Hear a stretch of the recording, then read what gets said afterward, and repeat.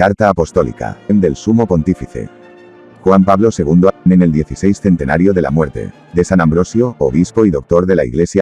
1. El día 4 de abril del año 397 Ambrosio de Milán concluía su laboriosa jornada terrena, consumada generosamente al servicio de la Iglesia. En los últimos días, como recuerda su secretario y biógrafo Paulino, había visto al Señor Jesús, que venía a él y le sonreía. Y precisamente cuando nos dejó para volver al Señor, desde las 5 de la tarde hasta la hora en que entregó su alma, oró con los brazos abiertos en forma de cruz. Era el alba del Sábado Santo. El obispo dejaba esta tierra para unirse a Cristo Señor, a quien había deseado y amado intensamente. San Ambrosio fue y es un don para la Iglesia entera, a la que legó un tesoro singularmente rico en doctrina y santidad. 2. Todo en él se armonizó y encontró unidad en el servicio episcopal, desempeñado con una entrega sin reservas. Ambrosio, llamado al episcopado desde el tumulto de las disputas del foro y desde el temido poder de la administración pública, ajustó su vida a las exigencias del ministerio que la providencia ponía en sus manos y en su corazón, le dedicó sus energías, su experiencia y sus grandes dotes y capacidades. Pastor fuerte y manso a la vez, hombre que sabía amonestar y perdonar, firme contra el error y paciente con los que yerran, exigente con las autoridades y respetuoso del Estado, en buenas relaciones con los emperadores y cercano a su pueblo, estudioso profundo e incansable hombre de acción, Ambrosio resalta sobre el trasfondo de las convulsas vicisitudes de su tiempo como figura de relieve extraordinario, cuyo influjo sigue aún vivo en nuestros días, a pesar del paso de los siglos. El pasado y el presente se entrelazan en la fe viva de cada comunidad eclesial. En efecto, es propio de los santos seguir siendo misteriosamente contemporáneos de cada generación, es la consecuencia de su profundo arraigo en el eterno presente de Dios. De alguna manera, Ambrosio habla aún desde la cátedra milanesa, y su voz es escuchada y anhelada por toda la Iglesia. A este redescubrimiento nos estimula también el amor que la Iglesia inculca hacia aquellos que, eminentes por santidad y doctrina en los primeros siglos del cristianismo, con razón se llaman y son realmente padres en la fe. Ambrosio lo es de una manera muy especial. 4. De todos es conocida la singularidad de su elección, que el biógrafo Paulino atribuye a la inspirada iniciativa de un muchacho, a quien, por lo demás, correspondió la plena confianza del pueblo y del clero y, sucesivamente, la complacencia del mismo emperador. Ambrosio, que nació de padres cristianos pero que permaneció catecúmeno, según una costumbre bastante frecuente en las familias notables de aquel tiempo, había hecho con honor una carrera política, primero en Sirmio, en la prefectura de Italia, de Ilírica y de África, y luego en Milán como consularis, con la responsabilidad de gobernar la provincia de Emilia, Liguria. Ahí había podido constatar la grave situación de la iglesia milanesa, desorientada por el gobierno, que duró casi 2 décadas del obispo Arriano Ausencio, dividida y muy perjudicada por la difusión de esa herejía. 5. Considerándose impreparado para asumir el ministerio episcopal, intentó repetidamente evitar ese nombramiento, pero al final cedió ante la insistencia del pueblo que, apreciándolo por la ecuanimidad y la honradez demostradas en su cargo de gobernador, albergaba una fundada confianza en su capacidad de guiar con sabiduría a la comunidad eclesial. Aceptó, por tanto, recibir el bautismo que le administró un obispo católico el 30 de noviembre del año 374, y el 7 de diciembre sucesivo fue ordenado obispo. En los primeros años, con íntimo sufrimiento y gran sencillez, debió reconocer el contraste entre su preparación específica y el deber urgente de enseñar a los fieles y realizar las necesarias opciones pastorales. Pero inmediatamente quiso poner las bases de una esmerada preparación teológica y, con el consejo y el apoyo del presbítero Simpliciano, que fue luego su sucesor en la sede de Milán, se dedicó con empeño al estudio bíblico y teológico, profundizando en las escrituras y acudiendo a las fuentes más autorizadas de los grandes padres y escritores eclesiásticos antiguos, tanto latinos como griegos, y en primer lugar a Orígenes, su constante maestro e inspirador. En sus homilías y en sus escritos, Ambrosio volvía a proponer lo que había asimilado inteligentemente, pero al mismo tiempo lo enriquecía con su talento, dando vigor a la exposición, acuñando fórmulas sintéticas sumamente eficaces e introduciendo adaptaciones concretas a la situación de sus oyentes y lectores. Así, el estudio, renovado constantemente, de la doctrina católica era fuente de una rica y provechosa enseñanza y, a la vez, desembocaba en una articulada acción pastoral. 6. Inmediatamente Ambrosio quiso acoger a los que se habían extraviado siguiendo el arrianismo. Por lo general, no trataba de arrancarlos bruscamente de las espinas de la herejía, ni siquiera cuando se trataba de miembros del clero. Esa manera de actuar no se debía a una imprudente actitud de compromiso, sino a la loable intención de promover una adhesión convencida a la recta fe trinitaria mediante una predicación rigurosa y articulada. Y entre los años 378 y 382 divulgó el fruto de esas enseñanzas en los tratados de Fide, de Spiritus Sancto y de Incarnationis Dominicae Sacramento. El éxito de esta estrategia pastoral fue palpable cuando, en la primavera del año 385 y sobre todo en la del año siguiente, la autoridad imperial fomentó la oposición arriana y pretendió cederle una basílica. La gente entonces apoyó a su obispo, mostrando cuán eficaz había sido su palabra y, al mismo tiempo, cuán falsamente exagerada era la exigencia imperial. En esa circunstancia los comerciantes soportaron incluso los impuestos que les exigían precisamente con el fin de apartarlos del obispo, pero no lo quisieron privar de su apoyo. Y, cuando llegaron a amenazar a Ambrosio y a asediar las iglesias, el pueblo veló junto con su pastor, compartiendo su inquietud, su lucha y su oración. Al final, la autoridad imperial cedió y el obispo pudo decir a su hermana Marcelina, qué gran alegría experimentó entonces toda la gente. Cómo aplaudió todo el pueblo. Y qué gratitud mostró.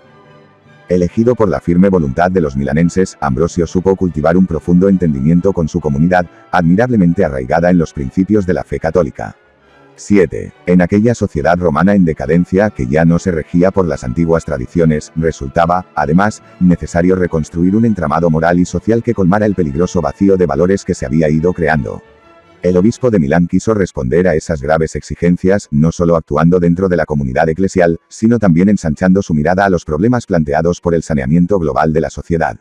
Consciente de la fuerza renovadora del Evangelio, encontró en el concretos y fuertes ideales de vida y los propuso a sus fieles para que alimentaran con ellos su vida y así hicieran surgir, para el bien de todos, auténticos valores humanos y sociales.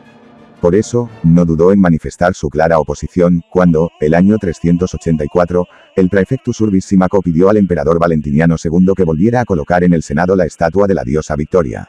A quien pensaba salvar la romanidad, regresando a unos símbolos y prácticas ya anticuados y sin vida, Ambrosio objetó que la tradición romana, con sus antiguos valores de valentía, entrega y honradez, podía ser asumida y revitalizada precisamente por la religión cristiana.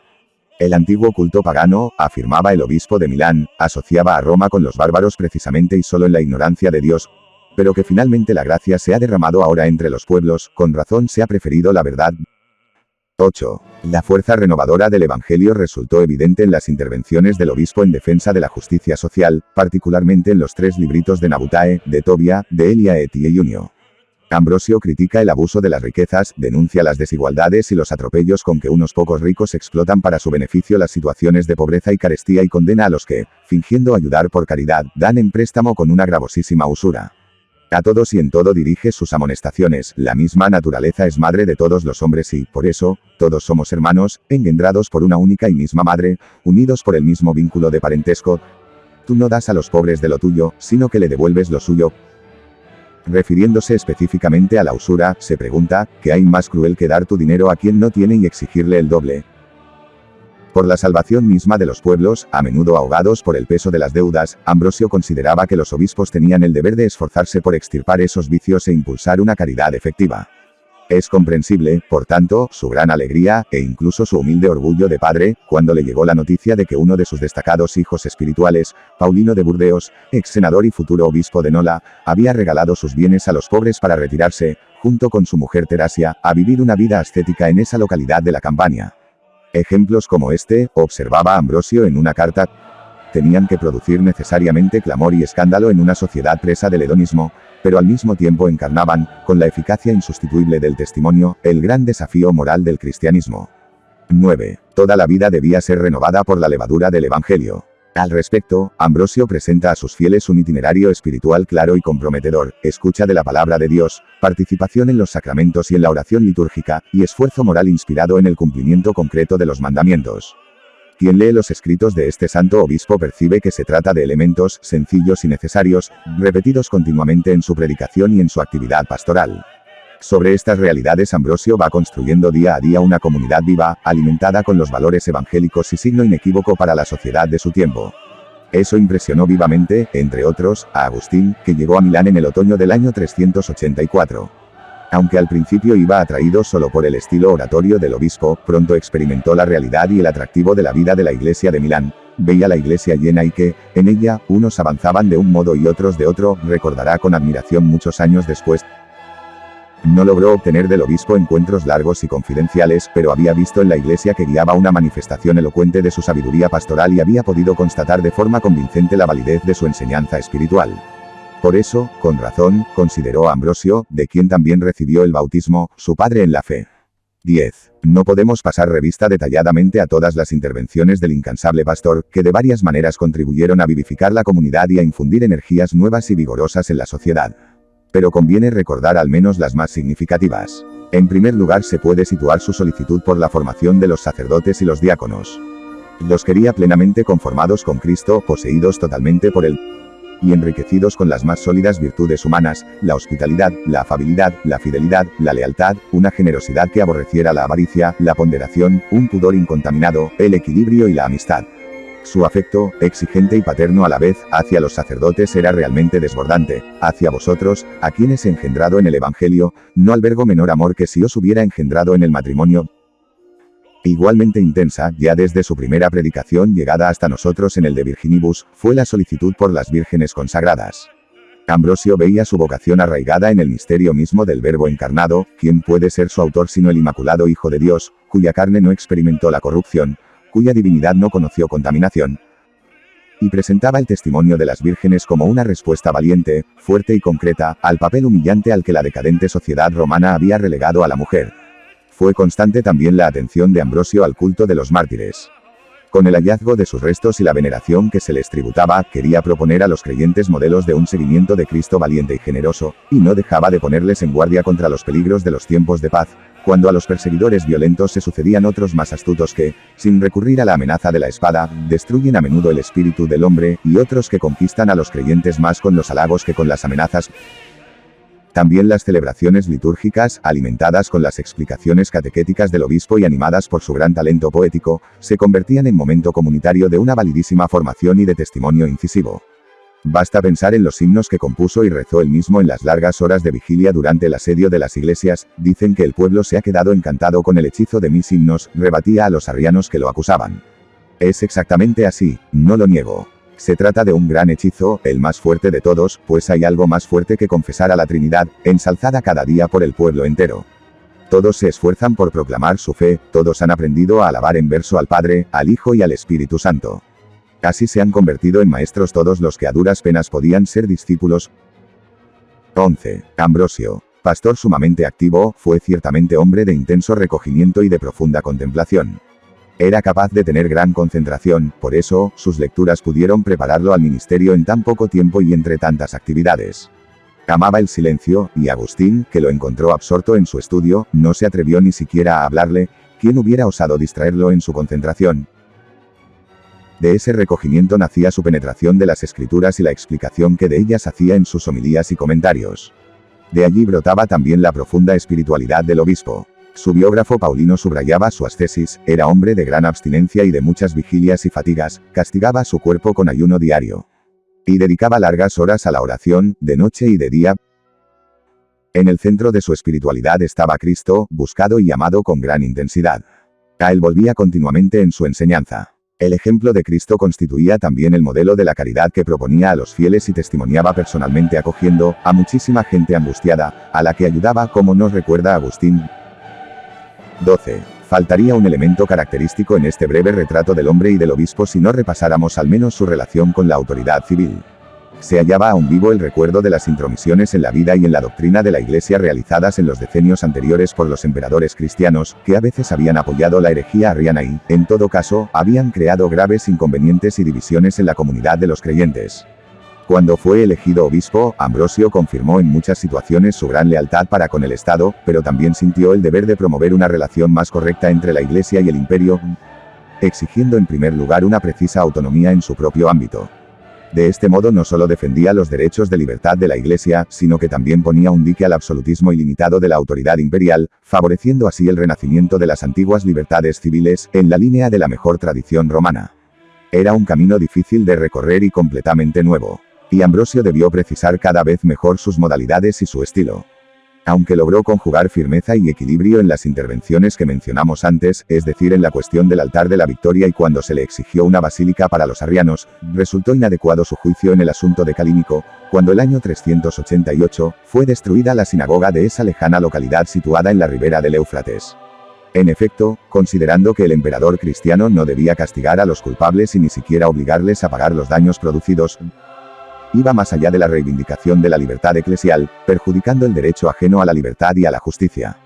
Por el contrario, fue admirable su actitud con respecto al mismo Teodosio, 2 años más tarde, después de la matanza de Tesalónica, ordenada para vengar la muerte de un oficial del ejército. Al emperador, que se había manchado con una culpa tan grave, el obispo le señaló, con tacto y firmeza, la necesidad de someterse a penitencia, y Teodosio, aceptando la invitación, lloró públicamente en la iglesia su pecado, y con gemidos y lágrimas invocó el perdón. En este célebre episodio Ambrosio supo encarnar en gran medida la autoridad moral de la Iglesia, apelando a la conciencia del extraviado, sin importarle su poder, y erigiéndose en vengador de la sangre injusta y cruelmente derramada.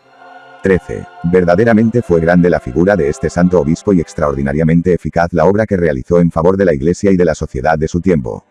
Ojalá que su ejemplo de hombre, de sacerdote y de pastor, dé nuevo impulso a la toma de conciencia que todos los fieles de nuestro tiempo, obispos, presbíteros, almas consagradas y laicos cristianos, necesitan para inspirar su vida en el Evangelio y transformarse en apóstoles cada vez más celosos.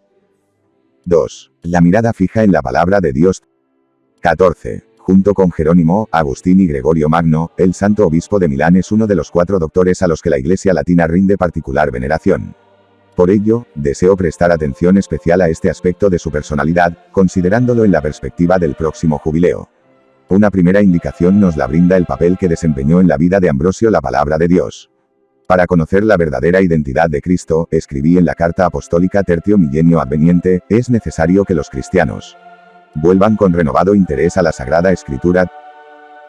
Ambrosio puede ser nuestro maestro y nuestro guía, pues fue un magnífico exégeta de la Biblia, que tomaba constantemente como objeto de su catequesis.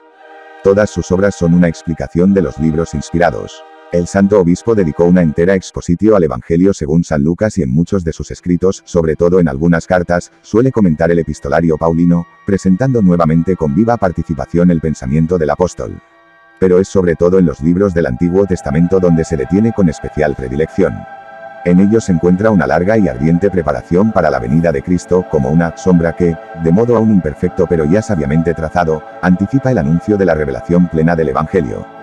Leyendo en profundidad las páginas bíblicas tanto del Antiguo como del Nuevo Testamento, en la línea de la concorde tradición patrística, Ambrosio invita a captar, por encima del sentido literal, un sentido moral, que ilumina la conducta, y un sentido alegórico, místico, que permite descubrir en las imágenes y en los episodios narrados el misterio de Cristo y de la Iglesia.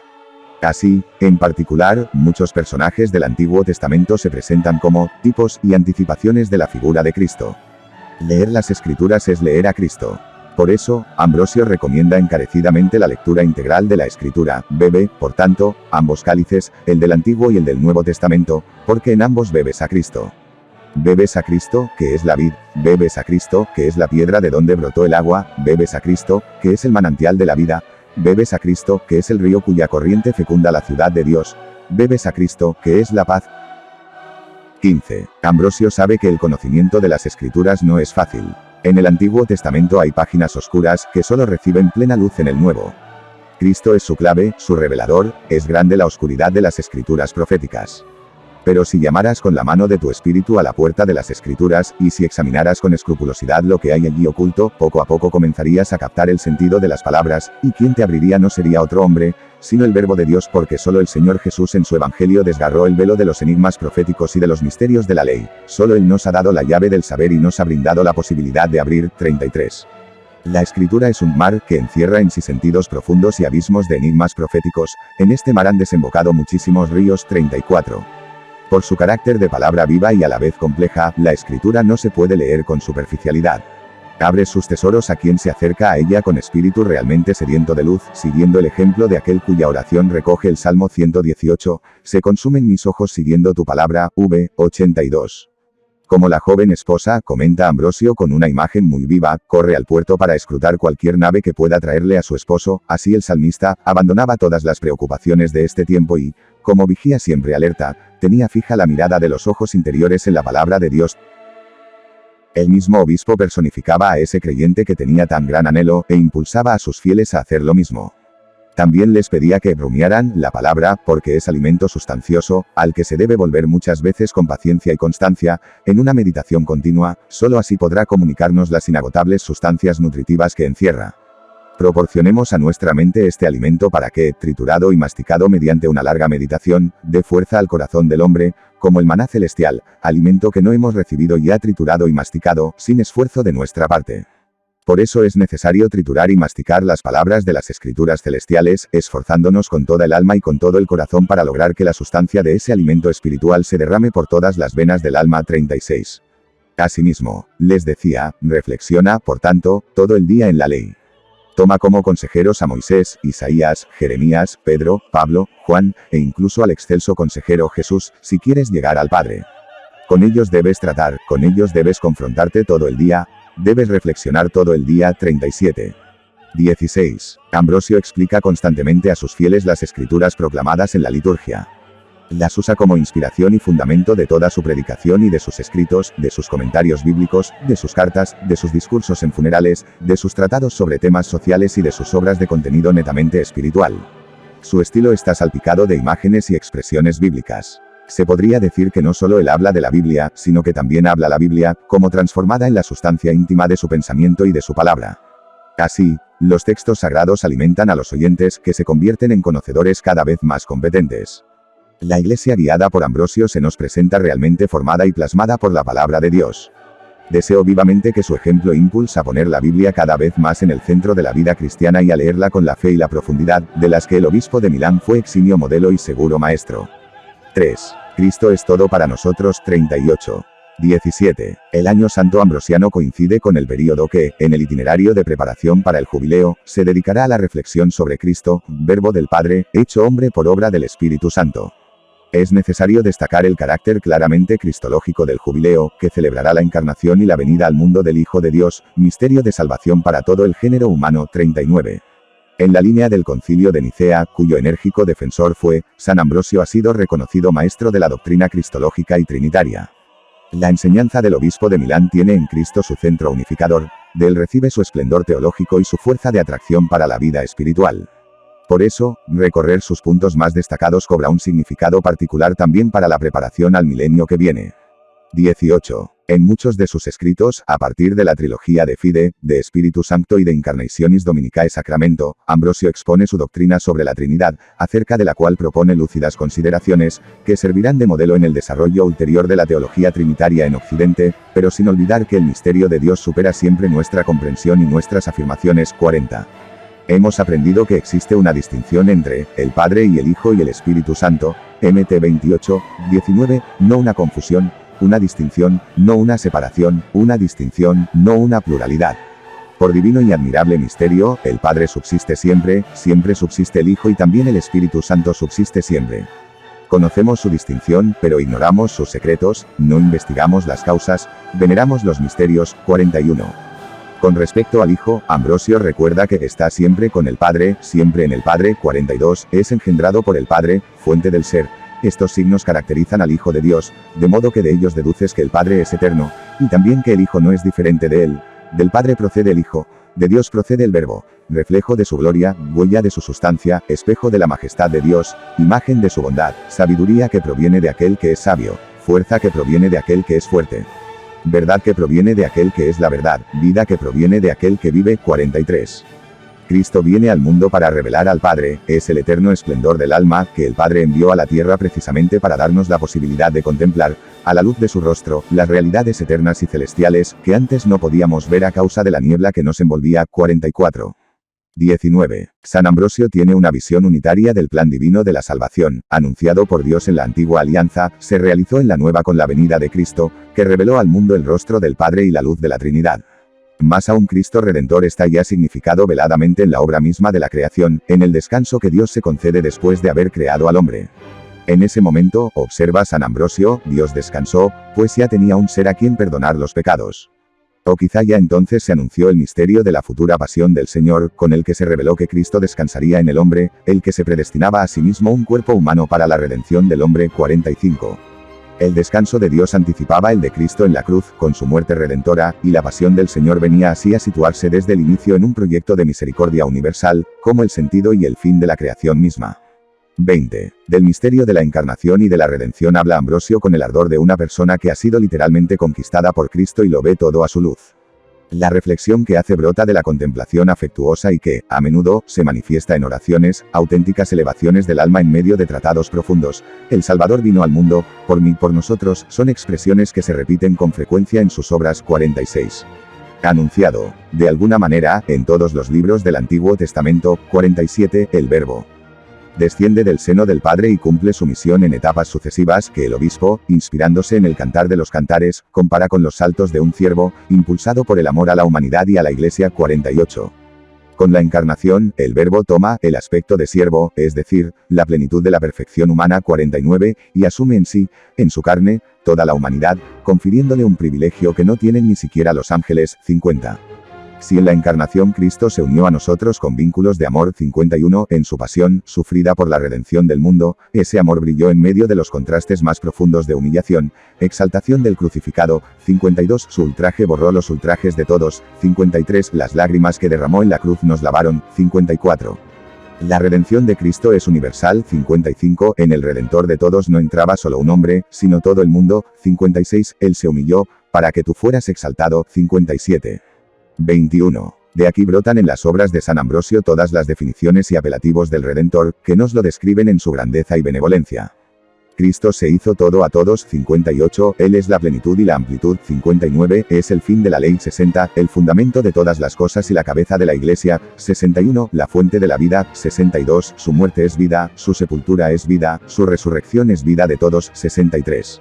Él es la expiación universal, el rescate universal. 64, el Rey y mediador. 65, el Sol de justicia. 66, luz. 67, fuego. 68, camino. 69, alegría. 70, el único en quien podemos gloriarnos a pesar de nuestros pecados. 71, se hizo pobre por nosotros. 72, humilde para enseñarnos la humildad. 73, compañero nuestro. 74, es bueno, más aún, es la bondad misma. 75, que este bien venga a nuestra alma, a lo más íntimo de nuestra mente.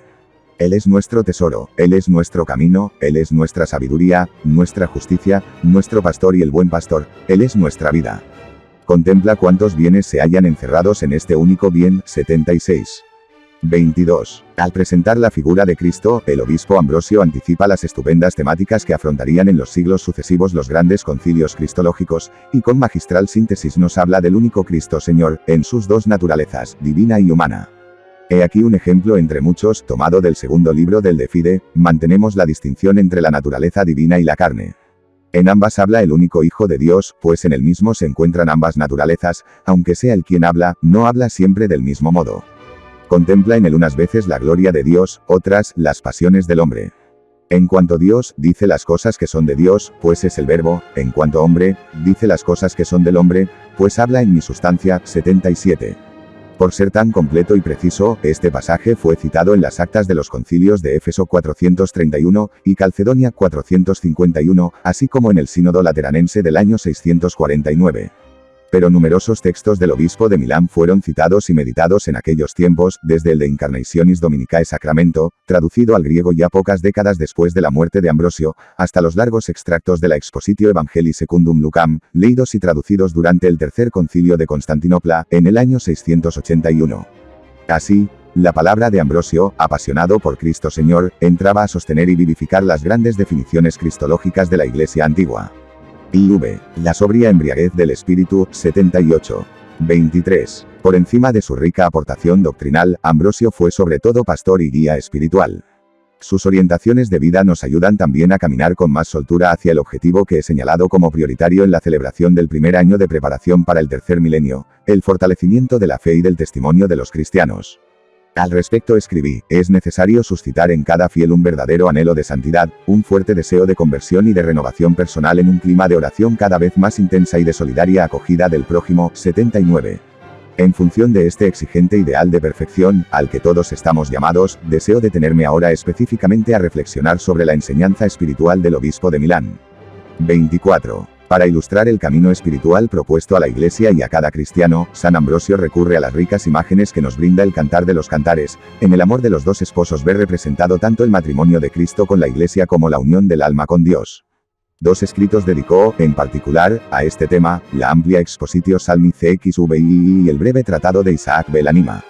En el primero, comentando en íntima relación el Salmo 118, con su prolongada meditación sobre la ley de Dios, y amplios pasajes del Cantar de los Cantares, el obispo enseña que la mística de la unión esponsal con Dios debe ser preparada por la disciplina de una vida virtuosa y que, al mismo tiempo, el compromiso moral del cristiano no es algo cerrado en sí mismo, sino que tiene como finalidad el encuentro místico con Dios. Por esto, recorriendo en el de Isaac las etapas del crecimiento espiritual, Ambrosio pone de relieve la necesidad de un largo y arduo camino de ascesis y purificación, recomendado, por lo demás, incesantemente en todos sus escritos. Asimismo, señala que el progresar de etapa en etapa se orienta a ese encuentro con el Esposo Divino, en el que el alma experimenta la plenitud del conocimiento y de la unión en el amor. Es entonces cuando la esposa del Cantar, llevando al amado a su casa, cf. CT8, 2 acoge en su casa al verbo para que él le enseñe, 80, y, subiendo apoyada en el cf. CT8, 5, experimenta una intimidad total con el verbo divino, ella, comenta el santo obispo, o se recostaba en Cristo o se apoyaba en él o ciertamente, dado que estamos hablando de bodas, había sido entregada ya a la diestra de Cristo y era llevada por el esposo al tálamo, 81. 25. Quien se ha unido a Cristo, como la esposa al esposo, es consciente de la presencia de Dios en su alma, 82, toma de él la fuerza para buscarlo y entrar en comunión con él, 83. Nunca está solo, porque vive con él, 84. En efecto, Cristo tiene sed de nosotros, 85, que, hechos para él y para Dios Trinidad, estamos llamados a llegar a ser uno con él, mediante su inhabitación en nosotros, 86, que entre en tu alma Cristo, que ponga su morada en tus pensamientos Jesús, para cerrar todo espacio al pecado en la tienda sagrada de la virtud, 87. Así se va desarrollando una relación cada vez más profunda con Cristo, partiendo de la ascesis, condición imprescindible para llegar a la intimidad con el 88, es preciso desear a Cristo, 89, imitarlo, 90, meditar en su persona y sus ejemplos, 91, orar continuamente al 92, buscarlo siempre, 93, hablar del 94, obedecerle en todo, 95, ofrecerle nuestros sufrimientos y nuestras pruebas, 96, encontrando en el consuelo y apoyo, 97. Pero incluso buscándolo, no podremos nada por nosotros mismos, porque únicamente Cristo es el mediador, el guía, el camino. Cristo es todo para nosotros, y por tanto, si quieres curar una herida, Él es médico, si ardes de fiebre, es manantial, si estás agobiado por la iniquidad, es justicia, si tienes necesidad de ayuda, es fuerza, si temes la muerte, es vida, si deseas el cielo, es camino, si huyes de las tinieblas es luz, si buscas alimento, es comida, 98. Nuestra vida debe desembocar en el encuentro con Cristo, iremos a donde el Señor Jesús ha preparado las moradas para sus pobres servidores, a fin de estar también nosotros donde se encuentra Él, esto es lo que Él ha querido, 99. Por eso, con San Ambrosio, podemos invocar, te seguimos, Señor Jesús, pero llámanos para que te sigamos, sin ti nadie podrá subir, pues tú eres el camino, la verdad, la vida, la posibilidad, la fe y el premio. Acoge a los tuyos, pues eres el camino, confírmalos, pues eres la verdad, vivifícalos, pues eres la vida, 100. 26. San Ambrosio subraya con claridad que ese camino se propone a cada fiel y a la comunidad eclesial en su conjunto. La meta, aunque sea tan elevada, no está reservada solo a unos cuantos elegidos, todos los discípulos de Jesús la pueden alcanzar escuchando la palabra de Dios, participando con fruto en los sacramentos y cumpliendo los mandamientos. Estos son los ejes de la vida espiritual, mediante los cuales se entabla la íntima comunión con Dios, que colma de gracia la vida del creyente. Por eso, las homilías del obispo rebosan de conclusiones morales, presentadas a los oyentes con pasión, incisividad e intensa fuerza persuasiva. Se dedica personalmente a la predicación a los que se preparan para los sacramentos de la iniciación cristiana.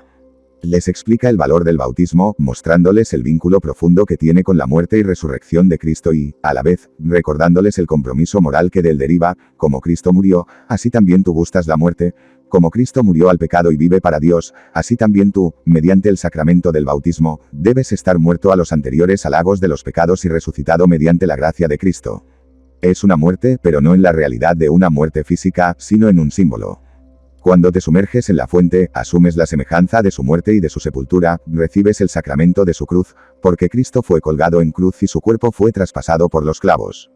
Tú estás crucificado con él, estás unido a los clavos de nuestro Señor Jesucristo, para que el diablo no te pueda arrancar de él.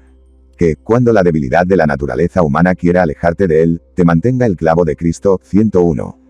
27. La profundización de la doctrina de San Ambrosio sobre el bautismo se inserta muy bien en el esfuerzo de actualización sacramental que, en el camino hacia el jubileo, deberá distinguir también el año 1997, insistiendo precisamente en el descubrimiento del bautismo como fundamento de la existencia cristiana, 102.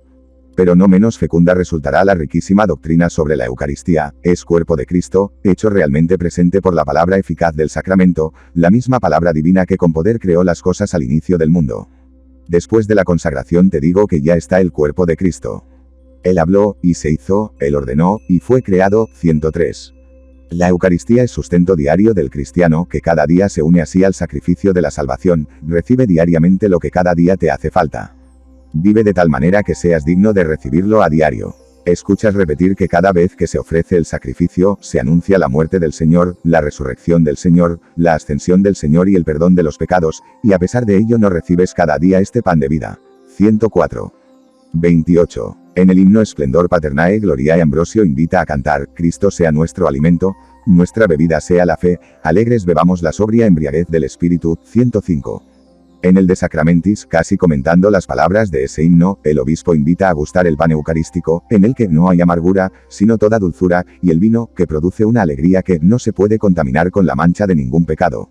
En efecto, cada vez que bebemos el cáliz de Cristo, recibimos el perdón de los pecados y nos embriagamos del Espíritu. Quien se embriaga con vino, vacila y duda al caminar, quien se embriaga del Espíritu, está arraigado en Cristo. Por eso, se trata de una magnífica borrachera, dado que produce la sobriedad de la mente. 106. Al parecer con la expresión sobria embriaguez del Espíritu, Ambrosio quiere sintetizar su concepción de la vida espiritual. Así nos ayuda a comprender que esa embriaguez es gozo y plenitud de comunión con Cristo, nos enseña, además, que no se manifiesta con una exaltación exagerada y entusiasta, sino que más bien exige una sobriedad activa, y, sobre todo, recuerda que es un don del Espíritu de Dios. Los que acuden diligentemente a beber de las Sagradas Escrituras, reciben esta embriaguez que consolida los pasos de una mente sobria, y que riega el terreno de la vida eterna que nos ha sido dado. 107. La vida espiritual que el pastor de Milán enseña a sus fieles es, a la vez, exigente y atractiva, concreta e inmersa en el misterio. También para la Iglesia de hoy deseo que resuene esa invitación fuerte y comprometedora. Al servicio de la unidad. 29. El exigente camino espiritual trazado por Ambrosio lleva al creyente a una comunión con Cristo cada vez mayor. Por lo demás, esa comunión no puede menos de expresarse también en una comunión de alma y de corazón, cf. HCH 4:32, con los hermanos en la fe. El obispo de Milán lo sabe y lo atestigua en sus escritos. Se trata de un aspecto de su enseñanza muy estimulante para cuantos están comprometidos en el campo del ecumenismo. ¿Cómo olvidar que Ambrosio, venerado tanto en Occidente como en Oriente, es uno de los grandes padres de la Iglesia aún indivisa? Ciertamente, también en su tiempo, como hemos visto, había contrastes incluso grandes y dolorosos, debidos a errores doctrinales y a otros muchos factores. Pero, al mismo tiempo, era fuerte la necesidad de volver a la comunión de fe y de vida eclesial. El testimonio de Ambrosio, considerado en esta perspectiva, puede dar una contribución notable a la causa de la unidad. Por lo demás, también en esto su conmemoración coincide con uno de los objetivos principales del camino hacia el jubileo del año 2108. En efecto, el valor ecuménico de su personalidad presenta varios aspectos dignos de consideración. Basta pensar, por lo que respecta a la dimensión más estrictamente doctrinal, en las nítidas formulaciones cristológicas del pastor de Milán, traducidas y apreciadas también en el ámbito griego y en los concilios de los siglos V y VII, y que explican la estima de que Ambrosio goza aún hoy entre nuestros hermanos de Oriente. Incluso su grandiosa figura de obispo de la ciudad imperial, en actitud leal pero nunca servil ante los poderosos, explica la atención que la historiografía bizantina le ha prestado y que, junto con la estima por sus enseñanzas, ha favorecido la permanencia de su culto en las iglesias del Oriente cristiano, hasta nuestros días. No olvidemos tampoco que en el ámbito de la Reforma protestante se ha seguido mirando con admiración los escritos del obispo de Milán, reconociendo en él un maestro dotado de la gracia de la enseñanza y de gran cultura. 30. Pero hay más. Ambrosio dejó una clara enseñanza sobre las relaciones que la Iglesia debe mantener en el diálogo con los no cristianos. Es esclarecedora al respecto la exhortación que dirige a sus fieles recomendándoles que no rehuyan el trato de los que se han separado de nuestra fe y de la comunión con nosotros, porque también los paganos, una vez convertidos, pueden llegar a ser defensores de la fe. 109. Un interesante tratado de los diversos aspectos del problema se encuentra en la Expositio Evangelii Secundum Lucam, donde se presenta una clara síntesis de los métodos de evangelización de su tiempo en relación con los paganos, los judíos y los catecúmenos. 110. A estos criterios se atenía el obispo de Milán en su catequesis, que ejercía sobre los oyentes una singular fuerza de atracción. Muchos la experimentaron. La lejana Fritigil, reina de los marcomanos, atraída por su fama, le escribió que quería ser instruida por él en la religión católica, y recibió como respuesta una espléndida carta en forma de catecismo. 111.